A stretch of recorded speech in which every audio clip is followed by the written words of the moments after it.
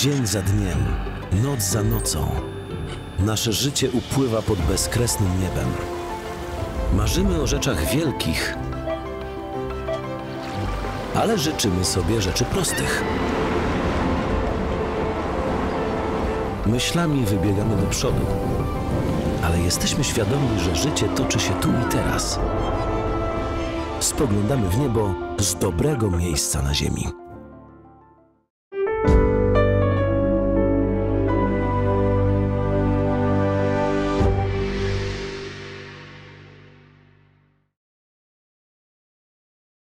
Hej, hej, witajcie. Zobaczcie, na zegarze już 12:45.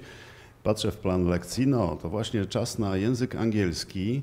Język angielski oczywiście dla klas trzecich liceów ogólnokształcących, a lekcję poprowadzi pani profesor Monika Zalewska, która jest już z nami. Witamy. Welcome back, everybody. This is our final meeting this week. Today is Wednesday. And on Monday, I gave you some homework connected with passive voice. So we're going to start with homework. And after homework, we're going to do reported speech. This is also something that usually, often, or almost always appears in matter examination, in transformations especially. When it comes to FCE, the same thing, CAE, the same thing. Reported speech is always there.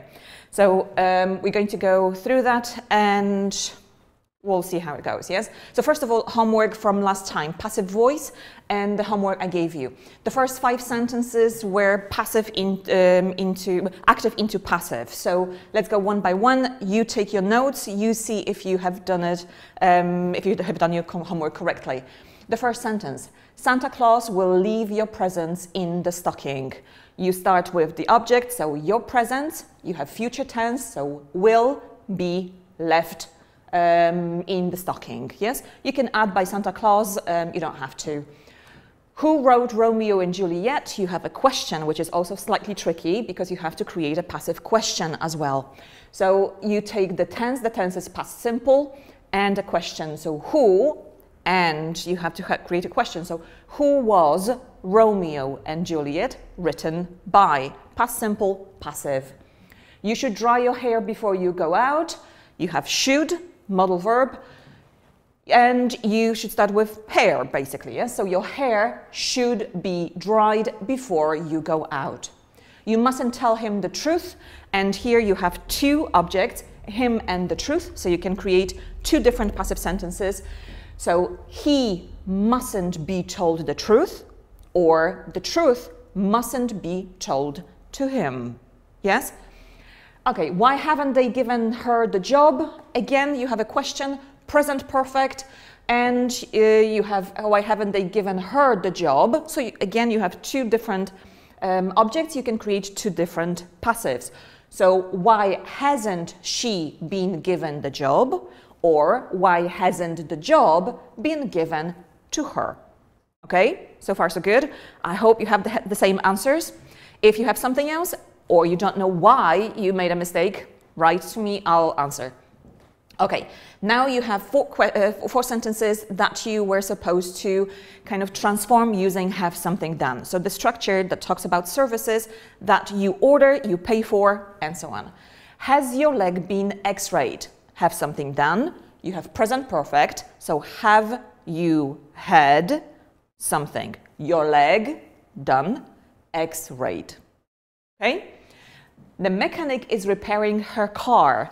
She is paying for the car, so she is the first person, so the subject of the sentence, of the passive sentence.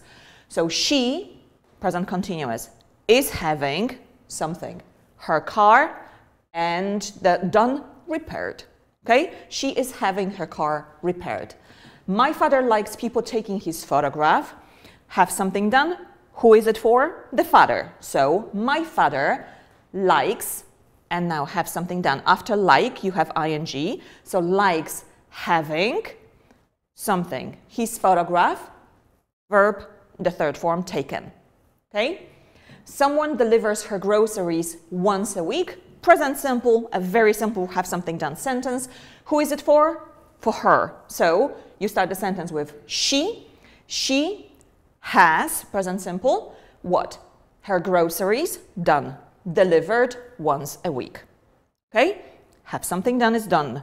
I hope you have the same answers. If not, tell me why. Okay, and the last section was the section concerning impersonal construction. So he is said, she is said, and so on and so on. So let's take it.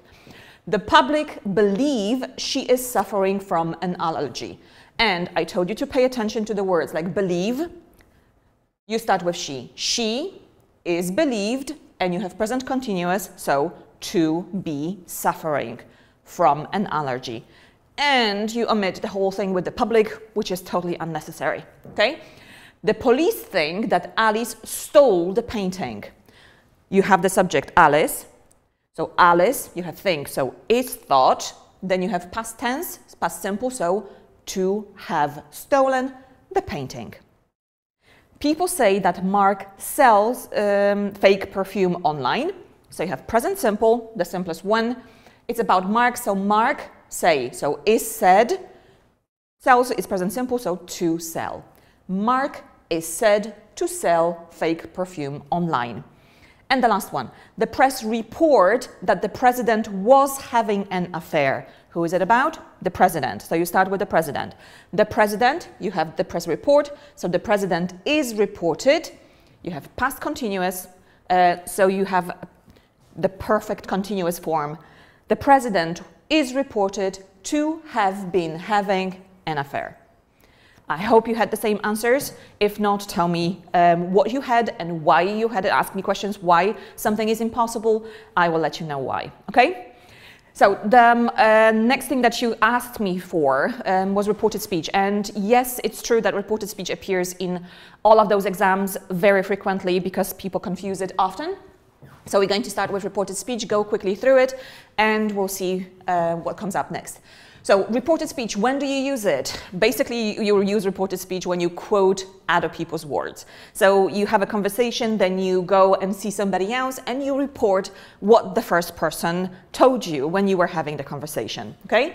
Now, there are two types of reporting. The first type is up-to-date reporting, and the second is out-of-date reporting.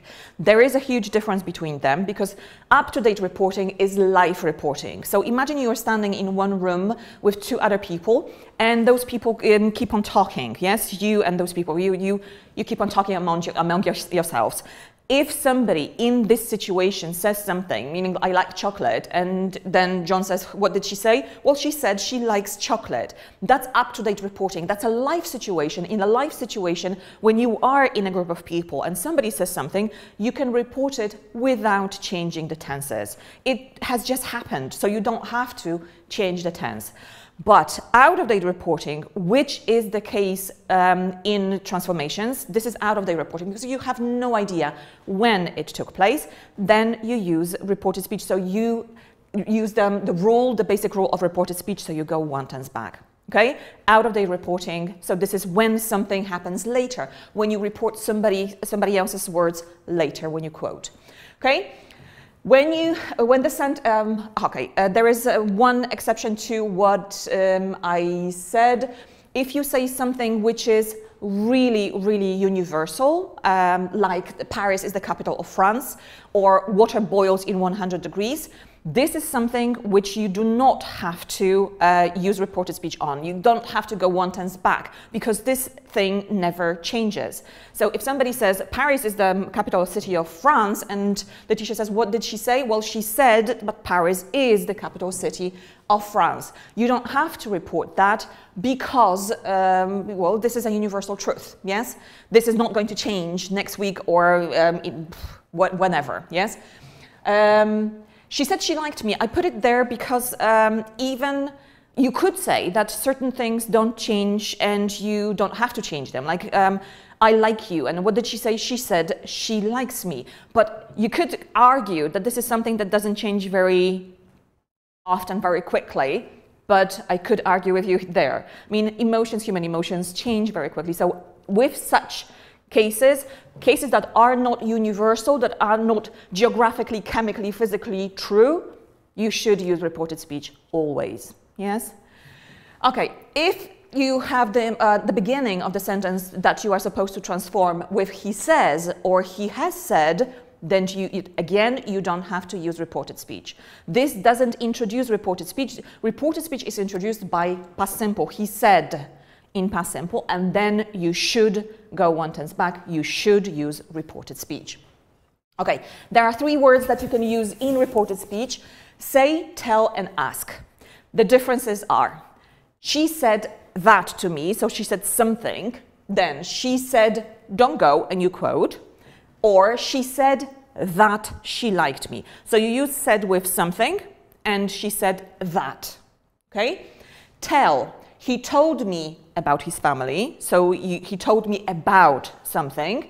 He told me don't go, so the same quotation, but he told me that he liked me, so tell always goes with a person. You tell someone about something, you don't tell something, you tell someone about something. And ask, obviously used in questions, so she asked me a question, she asked me, do you like me, and she asked me if I liked her, okay? Basic differences presented here.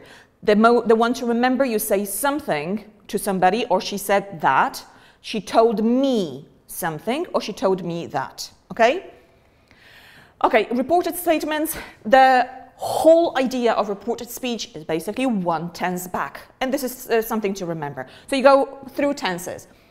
I took the word cook. I mean, everybody is stuck at home now, so we eat quite a lot, and my mind was working out like kind of around this topic, so forgive me, cook is the word, the verb. I cook a lot, so she said, present simple, one tense back, past simple. I cook a lot, she said she cooked a lot.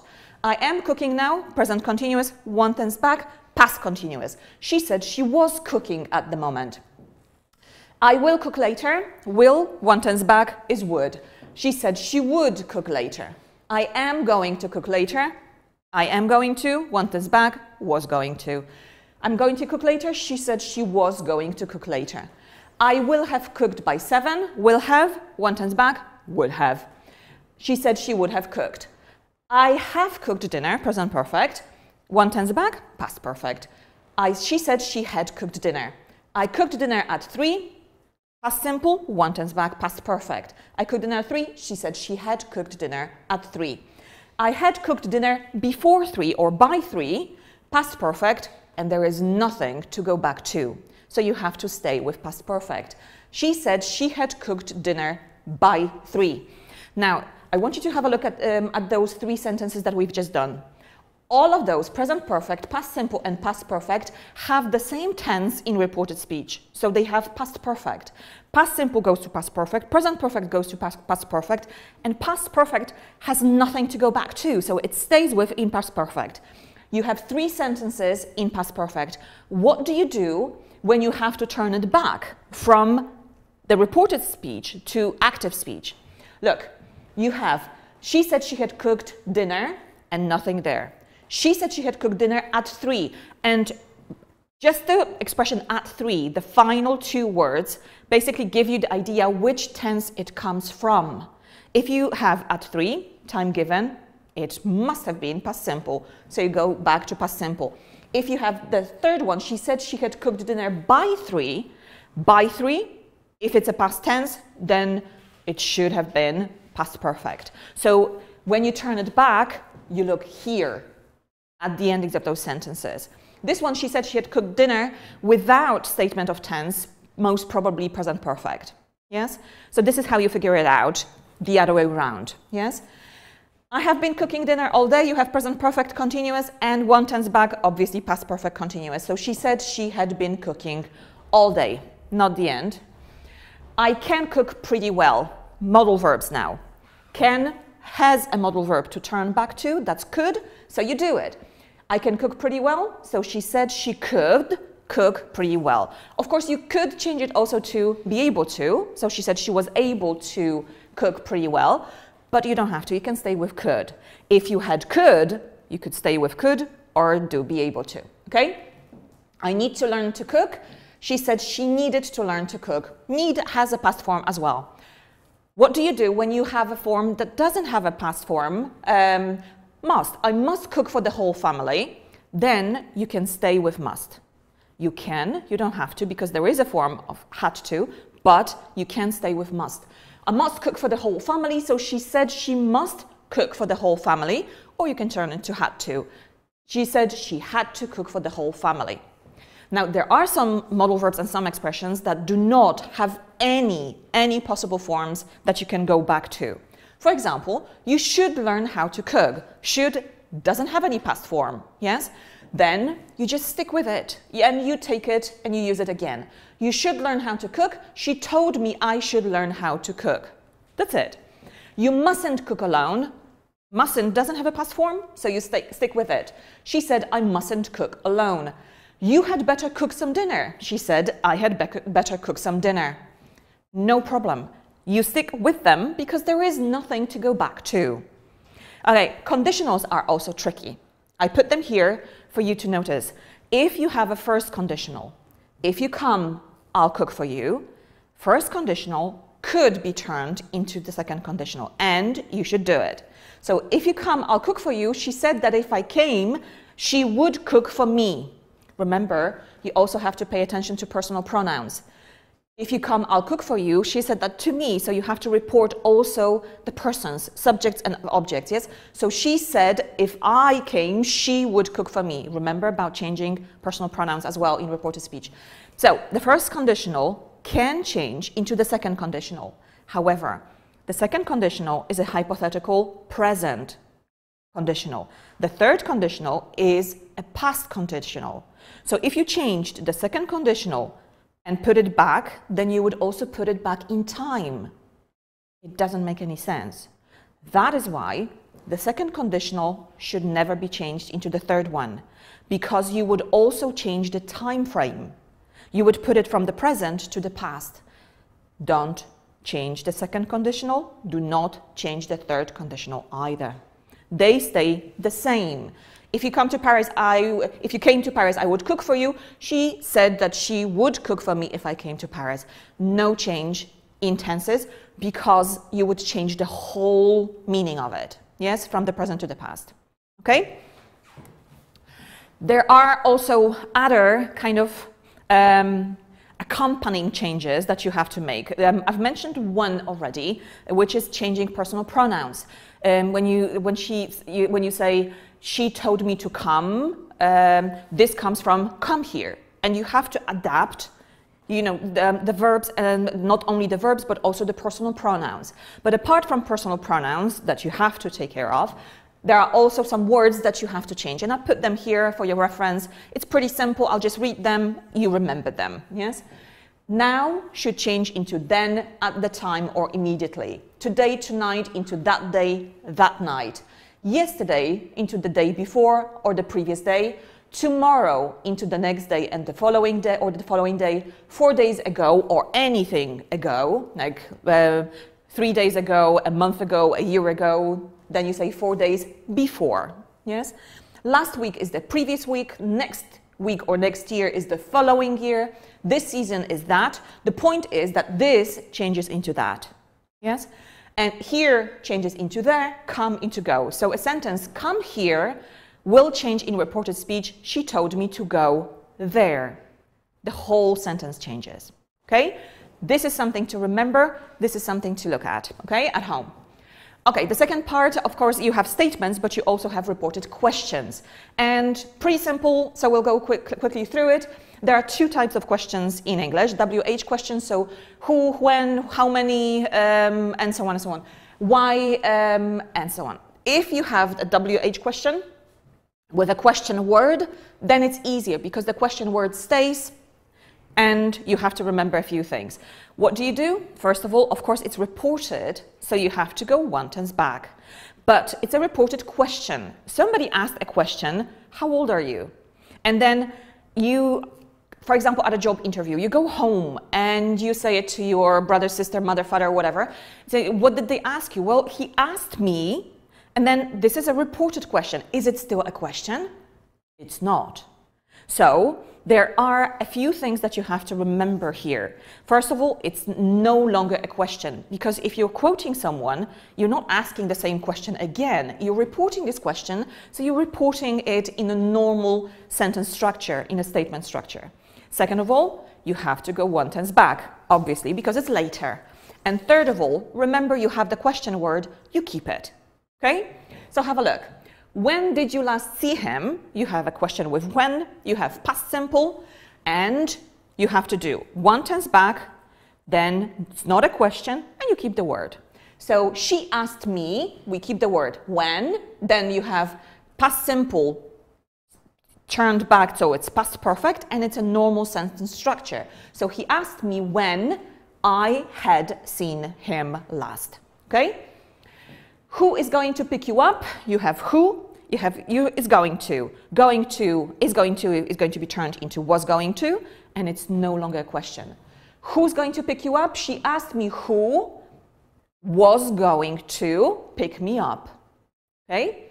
Why has he broken my phone? Present perfect, 1 tense back, that's past perfect, yes?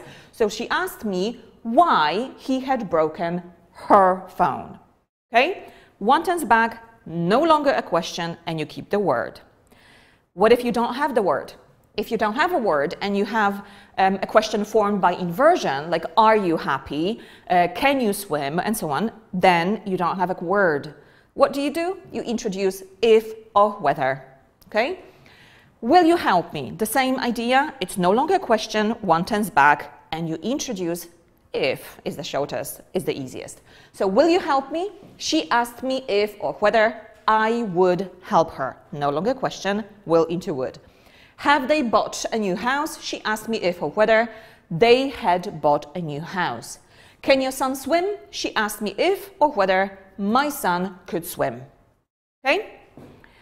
And we are left with reported orders or reported commands. In other words, this is very simple and this is very quick, because if you have an order like sit down and be quiet, then you always go with she told me or ordered me, and you go with infinitive. That's it. Yes? So sit down and be quiet. She told me to sit down and to be quiet. You don't have to repeat the second to, but you can if you want to. If it's negative, then you have to remember that the order of the negative infinitive is not to, yes? So don't touch my stuff when I'm gone. She told me not to touch her stuff when she was gone. And pay attention, she told me don't touch my stuff when I am gone. I am gone is turned into was gone. So everything, of course, that we've said so far about reported speech applies here as well. She told me not to touch her stuff when she was gone. Okay? Easy peasy, right? You have infinitive and negative infinitive with orders, positive and negative orders. Do it, she told me to do it. Don't do it, she told me not to do it. Simple. Okay, the trickiest thing, in a way, are those reporting verbs. Those come from Grammar Way 4. I kind of scanned the thing and put it in here. You have a lot of reporting verbs, and those reporting verbs can be put into a few groups. I'll tell you at the end how they can be used in a different way as well. But pay attention also those two that have the asterisk, yes, or the star here. The first group of reporting verbs is the group that is followed by infinitive in reported speech. So you have, for example, agree. Yes, I'll lend you the money. Instead of saying she said she would lend me the money, you can say she agreed to lend me the money. Okay? Claim, I saw the robbers. She said that she had seen the robbers, of course, but you can use claim. She claimed to have seen the robbers. Okay? Offer, would you like me to help you? He offered to help me. Refuse, no, I won't call her. He refused to call her. Okay? Infinitives. The second group, this group is followed by an object and infinitive, so somebody plus infinitive. Advise, you should eat more fruit. Of course, you could say, she told me that I should eat more fruit, or you can go with advise and say, he advised me to eat more fruit. Let's say beg, please, please don't hurt me. He begged them not to hurt him. Yes? Invite, will you come to my wedding? He invited me to go, not to come, to go to his wedding. Warn, don't touch the iron. He warned me not to touch the iron. Okay? And there is also a group that goes with ing. Yes? So, for example, accuse. You committed the crime. Of course, you could go with, he said that I had committed the crime. of course. But you could use accuse and say he accused her of committing or of having committed the crime. Apologize for example, I'm sorry I'm late. She said she was sorry she was late. But you could also use apologize and say he apologized for being late. What else we could do here? For example, explain to somebody how. For example, that's how it works. He explained to us how it worked. Okay, this is a group with gerunds in here, but I told you that you should also pay attention to those that have the asterisk, the tiny star there. Then those can also be used with that. Okay? For example, he claimed that he had won a prize can be used instead of he claimed to have won. Okay? He promised that he would call, promised to call. So they can also go with that. All of those that have the asterisk can go with that as well. For example, admit. Yes, I gave you a secret, so he admitted to giving or having given away my secret, but you could also say he admitted that he had given away your secret. Okay, so with those, you can actually have three different forms with admit or deny. He admitted that he had given away my secret, he admitted to giving away my secret, or he admitted to having given away my secret. Here you have three different options to choose from. All of them are equally good, all of them will be, correct, yes? Okay, the verbs, this is it, and you have also a section with that. Explain, I don't like him because he's rude, so she explained that she didn't like him because he was rude. Inform somebody, the results will come out tomorrow, so informed us that the results would come out the next day. Exclaim or remark, what a glorious day. He exclaimed or remarked that it was a glorious day. Okay? Those are really important. They are a little bit higher when it comes to the level of English. So those would be definitely a matter examination, extended matter examination, or CAE or proficiency. They could be used there, and you have to remember them then especially. Yes. Have a look just one more time. Group with to infinitive, group with somebody to infinitive, and then the ing. All of those that have the asterisk, then they can be used also with that. There is a group with that and examples. Okay, this is your homework. This is taken actually from First Certificate Michael Vince. So this is something that I want you to do. You have sentences, 2, 4, 6, 7 sentences in a normal direct speech that you have to turn into reported speech. Then you have a section with questions. So you have a question and you have to turn it. What time does the film start? I asked from what time the film started. So you have to create an indirect question, a reported question. And the last section is on those reporting verbs. So you have to choose the reporting verb and put it into the right sentence. Okay? Have a look. That's your homework for Monday. On Monday, there was also a request that we should cover tenses. I know a lot of people have problems with tenses, so I will do my best on Monday to show you how tenses work, although 30 minutes is not a lot of time to explain all the tenses, but just the basics so that you remember the certain structures that you should remember about when you write your exam or examination. I hope that somebody will also ask for something else, because personally, I think we've covered a lot of grammar and I would like to do something different, but if that's what you need, that's what you're going to get. Okay? So thank you very much for today. This is your homework for Monday. Reported speech, reported statements, reported questions and reporting verbs. Czy mamy jakieś pytania? Na razie nie, ale pewnie się za chwileczkę pojawią. Bardzo dziękujemy, pani profesor. Czy to wszystko? To wszystko, dziękuję bardzo. Zapraszam do pracy. To były 4 lekcje w czasie pół godziny, bo pani profesor Monika Zalewska robi to bardzo szybko, jak widzicie. Bardzo serdecznie dziękujemy klasie 3 Liceum Ogólnokształcącego. Za chwileczkę, nie odchodźcie, jeszcze o 13:30 kolejna lekcja, to będzie niemiecki. Wszystkiego dobrego, pozdrawiamy. Dziękujemy, pozdrawiamy.